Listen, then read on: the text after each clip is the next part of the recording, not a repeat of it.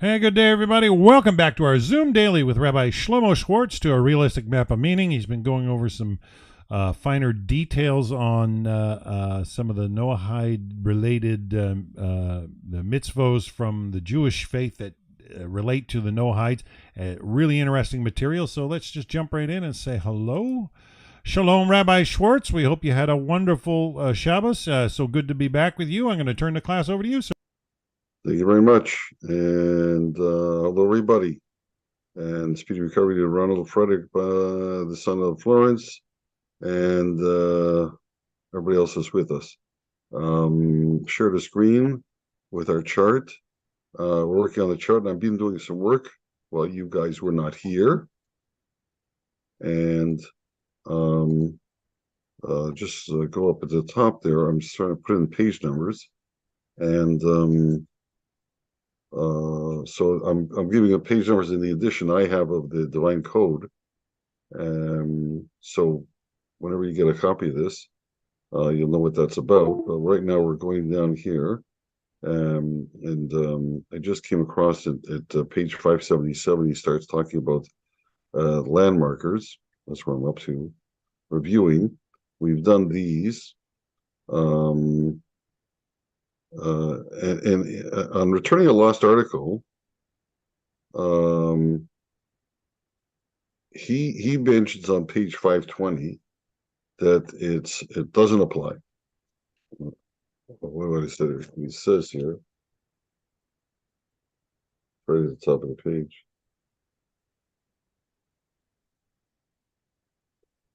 There is no Torah law that a Gentile must return a lost object to its owner.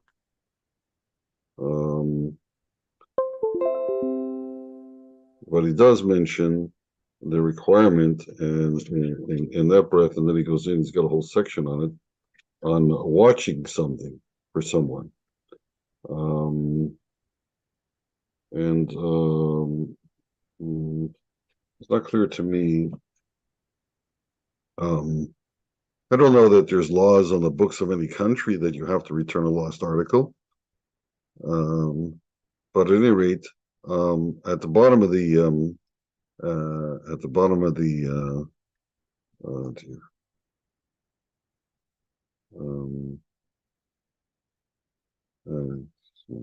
What's going on here? I don't know what that is. Oh. Yeah, what do I have to do? Stop the share. Share the screen here. Oh, over here. Come into. Oh, I know what happened. This is. Oh, this. Just a minute. I'm going to go back here.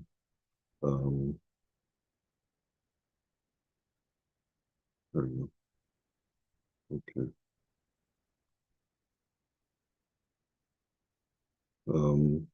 Anyways, down here, just gonna move this over very carefully. I've got this. Maybe I should just there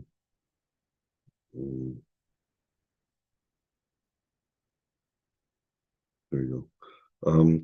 The laws, there's three others interesting laws. We haven't done these. Laws of unpaid guard, laws of renter and paid guard, laws of a borrower. They're all in Exodus 22 in a few verses there. And I have to double check. I think maybe I had them. Actually, no. Interestingly, Chofetz Chaim didn't mention these as applicable today. He's the one that has the 271 mitzvahs that are applicable today. He doesn't mention them, possibly because certainly where he lived, there was no Jewish courts that sat regularly. I mean, if you had a problem with someone, you could go to a rabbi or a group of rabbis and get it, but it wasn't.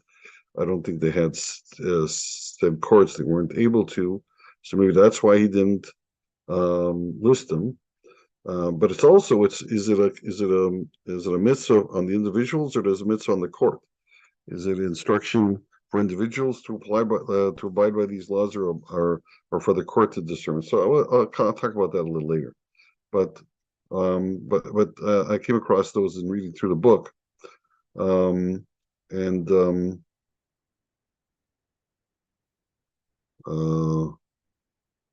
okay, so so from this marker, we were up to return loan security when the owner needs it. We're going through here, and we marked that as critical. And I tried to move this down, and I think we're up to number 21. We have marked whether that's critical or not, and indulge the employees. Now, again, I remind everybody that these titles are of my own making, and what the you may not even find it. Look up Deuteronomy 23:25. So I got it here in front of me. Look it up quickly. 23:25. Just because I want you to see how cryptic sometimes it is. You have to know from the oral Torah what it is. Here it is.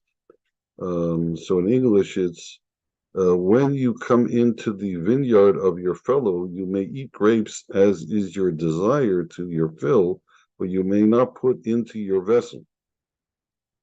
So it sounds like if you happen to walk through somebody's vineyard, feel free to indulge yourself. But it's not talking about that, because you're not supposed to go into your neighbor's vineyard. He's working on it. So it's talking about a guy that you hired to pick the grapes for you. So while he's picking the grapes, and it's only while he's picking the grapes, let's say if he's there to fertilize the plants or water them, something like that, so they're not ready to pick. So we're going to talk about that. But when you're picking the plants, so you have to allow the employees to eat according to their appetite as they're working for you.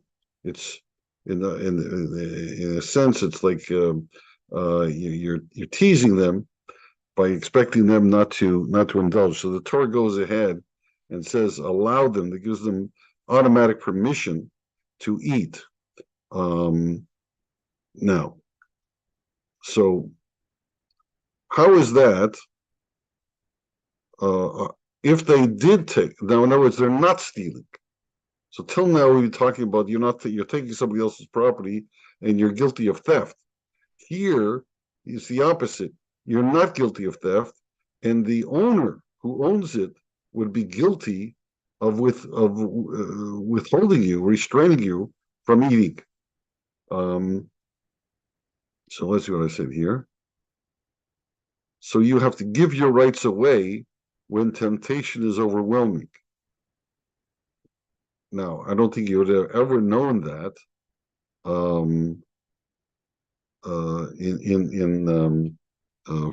the do not rob category, but it is obviously very intimately connected with the idea of property rights and of not taking some from the owner.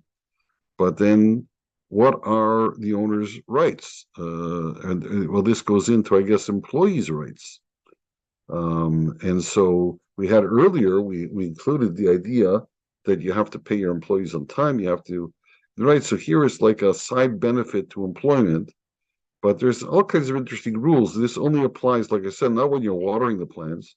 It's only when you're picking them, when they're ripe to eat. And so, they're too tempting, and so you have to allow them to indulge. So. I think I noticed in Divine Code that he does mention this, but I haven't gotten the exact page number yet, so I have to come back to that. But would I say that this is critical? Is this automatically, in other words, this is given to, this is a Jewish mitzvah. Would this apply to the idea of property rights? On one hand, you could argue that it's not. It's the exact opposite, so it doesn't belong in the category. On the other hand, it's taking away from the owner's rights in the ownership that which after all is a feature of society. I mean, we have in Temptations now. You have like you're not allowed to make, you have to give them coffee breaks and lunch breaks and other benefits even today in today's society. So the Torah is way ahead of this in that sense.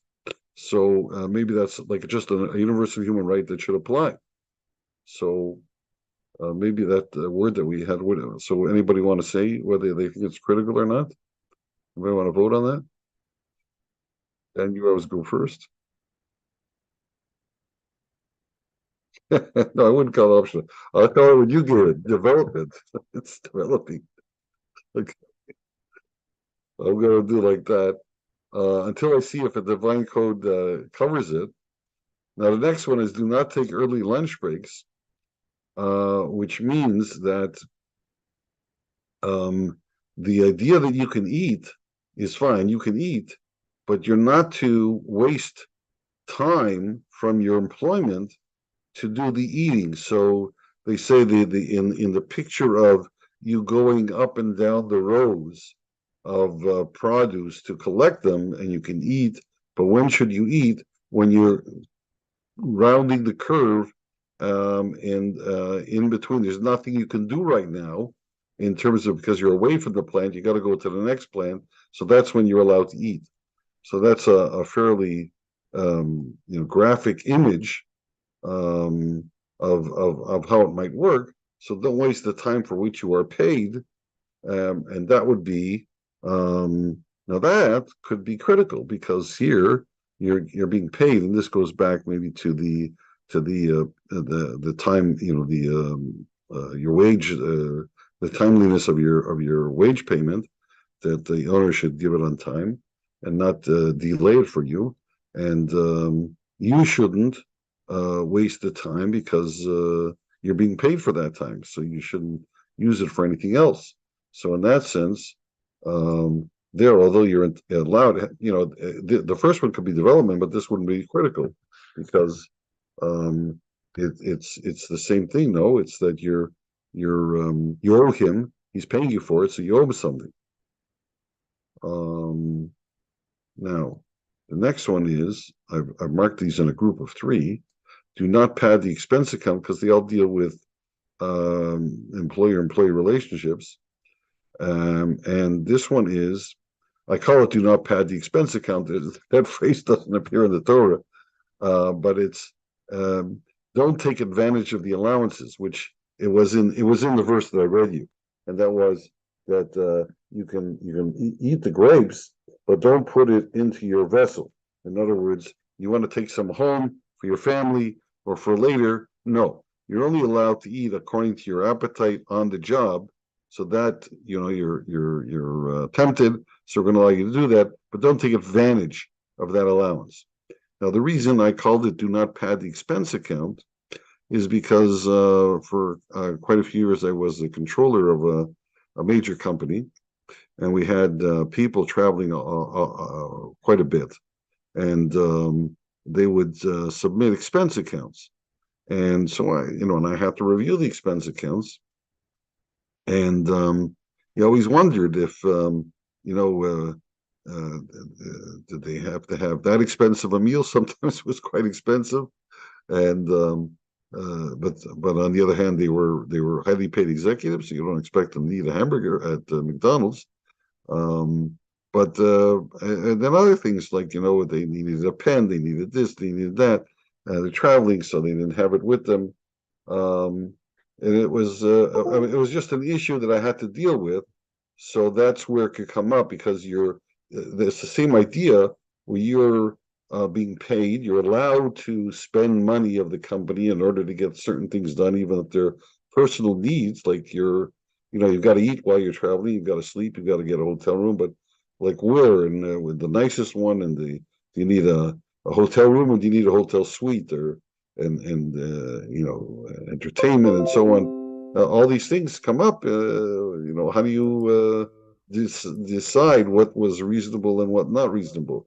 Rabbi, So can I ask how does that work in the opposite direction? Because we see often employers always nickel and diming their employees, trying to get more for their uh, budget. And this is what makes it a rat race or a hamster wheel, and they take advantage often of people's personal level of uh, moral right. And well, this is yeah, the don't waste the time for which you're paid. Is that like that's the one side, and then the other side is don't. Um, yeah, but I mean, wages shouldn't be work till you collapse. I mean, sweatshop type. Like I've been on multiple sides of the coin. Like I was an executive. I remember when I worked with Jaguar, and the point being, yeah, we had expense accounts, but we were given limits. This was your right, right, daily lunch limit or daily right, right, food right, limit. And if a hotel was selected, they would usually do it for you ahead of time. And right. so but the other way around, I've seen some employers that just demand, people stay late or take off hour calls and all kinds of just if people can take advantage of allowances. I mean, the resort I work at now, you're allowed one meal a day in the kitchen as an employee on per shift. Mhm, You're allowed one meal a day, basically, and they actually have an entire designated area for mhm. employees where this today they're serving this, today tomorrow they're serving that. And yet there's some people that are forever at the juice bar. And I get that people will take advantage of stuff like that, but the other side of the coin is when employers demand more than to the point of like exhaustion, like slavery. Yeah, well, obviously, um, of course, there's labor laws in the country against that. Um, but it depends on the nature of the contract. Um, the it was it um, the best time is when there's an understanding between the employer and the employee, and there's a satisfaction in the level. But it often gets that they're not there's not that understanding, and they're not really understanding. It's just like sort of a very arm's length kind of transaction, and then each one's trying to get the most that they can.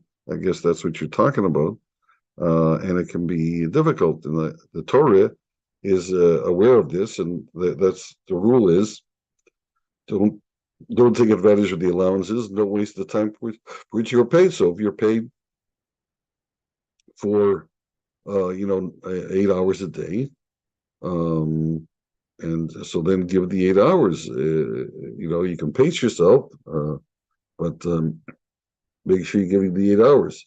Um, Yeah, some I people, worked when I was young. I worked at National Steel Car in uh-huh, Hamilton, and they had piecework, right? So you had so much quota to fill in an hour, and if you did 125% of that, you got paid 125%.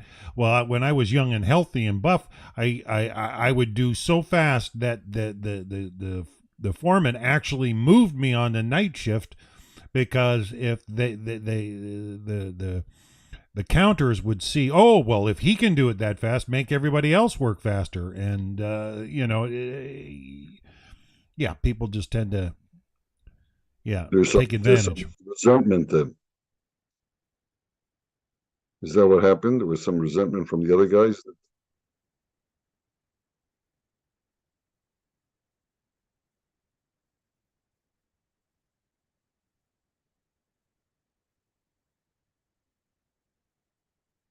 Mhm.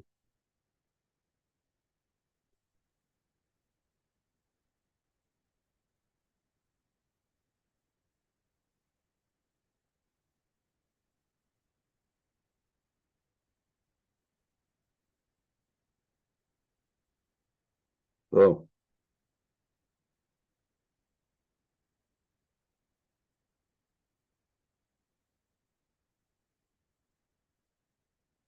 right.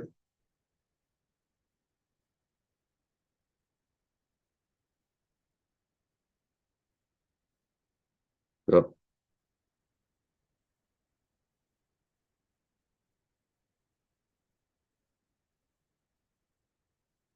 Well, um, the things that are very hard to nail down. So the Torah does not um, tell you that it's a 40-hour work week. It leaves that to the discussion of the context of the job.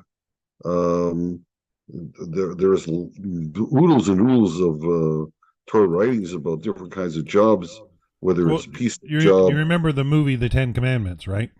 you know, Okay. Do you not remember? a great detail, Yeah, but of I have course. some. Yeah, But do you remember in the movie, yeah, their tally of bricks had to remain the same, but right, he right, pulled back the straw, so right. they had to glean at night and make Yeah, the tally the same. I mean, I remember the psukim. I remember the verses that describe that. That when Moshe came and said he wants to go out, so Paro took the opposite track. They're lazy.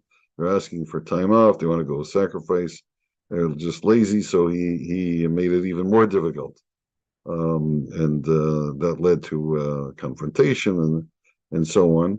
And Moshe confronted God, and the taskmasters confronted Moshe. It was a whole to do there. Yes. And bosses can be quite demanding. And then it also brings to mind the scene in Roots, where the slaves were responsible for, just like you, they had to bring in at least so much cotton. And in the movie, which was trying to make an impression on people, so there the script said that whoever brought in the least amount, whether it was a good amount or not, but at least they got whipped because they were the lowest man on the totem pole, something like that. So, that was one way of incentivizing everybody to work harder, so they wouldn't be the lowest man on the totem pole. There are all kinds of terrible ideas and repercussions that employers have put on employees. Um, and in a way, the Torah um, allowed for or foresaw by giving the rights to the employee, some rights, is that it's a negotiation. You can negotiate. You might even attribute the rise of labor unions to this ability to negotiate en masse, um, or maybe not, but you have to, when you take on a job, you have to be careful that you're able to perform the work they expect, and and then do it. Not to give them a fair work for what they're paying. Um, you don't have to be Superman. And when you're doing more, you are being paid by the piece. So you are entitled to work as fast as you can. You want to make more money. That was good for you and good for them.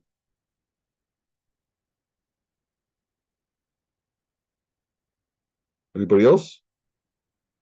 Anybody else have situations like that? They're working. Well, yeah, I had a situation many years ago. I had to take a client interstate for medical. I'll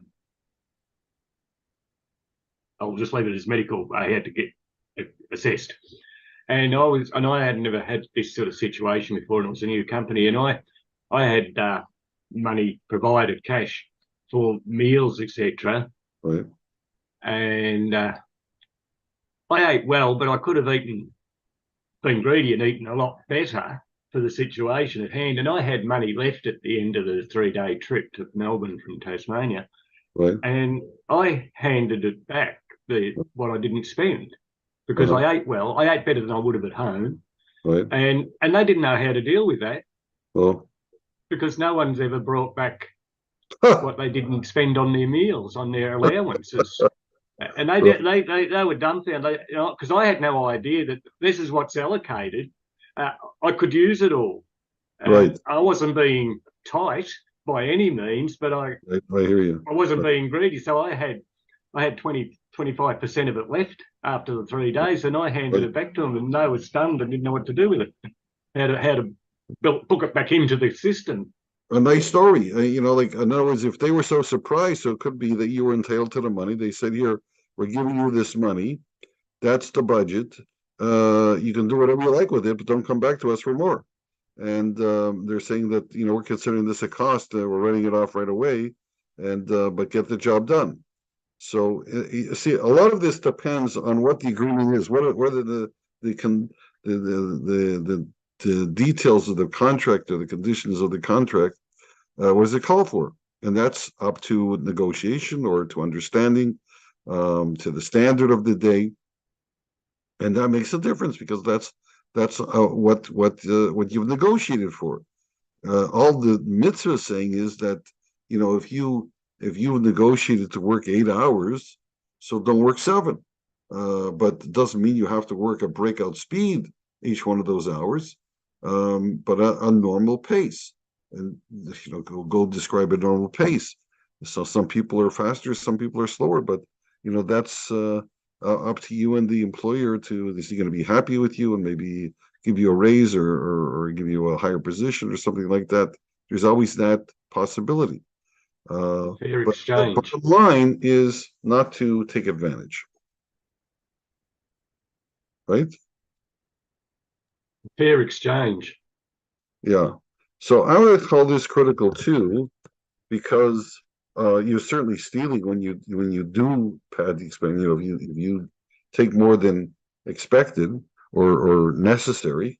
But in your case, Ronald, it seems that they just wrote it right off. They said, "We'll give you." Well, they got to go, so we'll give them this much money, and that's what it is, and forget about it. So they didn't know what to do when you gave the money back. When I was the controller, what they spent, and then they just submitted a bill. So whatever they submitted, they expected to get reimbursed. And major diplomatic move was to say, do you have the bill, please? And then sometimes they didn't have the bill because I can't be bothered getting a bill for a bottle of water or something like that.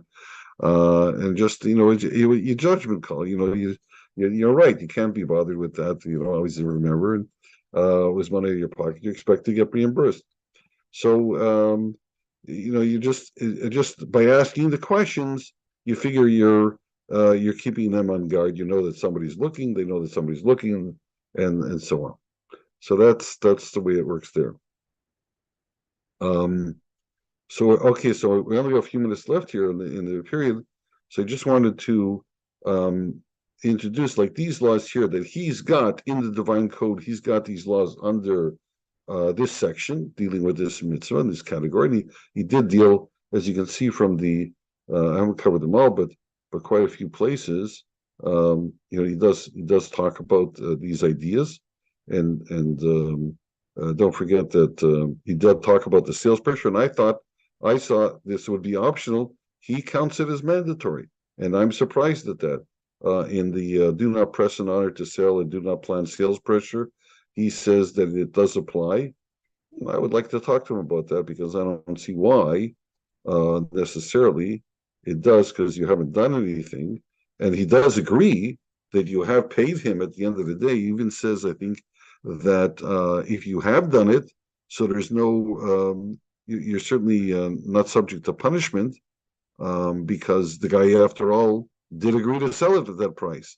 So he includes the prohibition, but not the punishment, seems to be. So if you look at, if you want to check this out, because I'm not going to go into all the details, but that was interesting. I felt it was totally optional, and yet he considers it part of the category and that should be valued, but at the end of the day, it doesn't count. Whereas returning a lost article, when I taught this to another group, they thought, if you can identify who the article belongs to, and they still have a hope of getting it, they haven't given up on it, then maybe you're taking it away. Just leave it alone and they'll find it. So you're taking it may be an act of robbery. So, but he said not. And then come back to these three, is that there's differences. They may belong better in the in the category of setting up the courts, because they're really for the courts to guide any disputes in this regard. And there's not a mitzvah to do it. It's just that if the situation arises, so then how will the court decide to with the disputes? So we might just spend a few more minutes on that next time. But let's see if there's any questions or comments from my audience. We're almost out of time. Okay, so that's it. What do I have down here? There's nothing over there. Okay, and then this is the road in all these laws are page 565 to 576. And which edition of the Divine Code are you reading from? And so now we're ready to go to the next chart next time, I guess. Okay. So we're okay for tomorrow night, Rabbi? Yep, tomorrow night we're on. Tuesday I have meditation class with Hashi at this time, so I'm good for Monday, Wednesday, Thursday this week if you're free. Right. Yeah. Okay. So remind everybody then tomorrow, and then of course next Sunday will be Rosh Hashanah, so I will not be here next Sunday.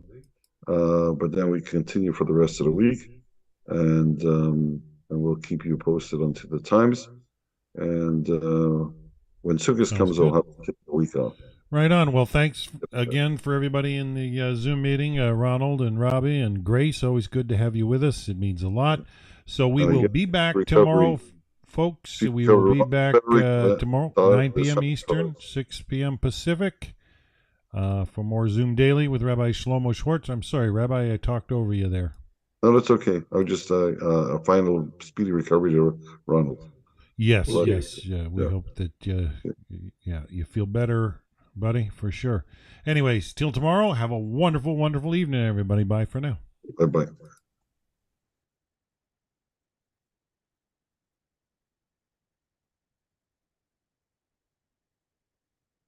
Yeah, really good. Oh, good.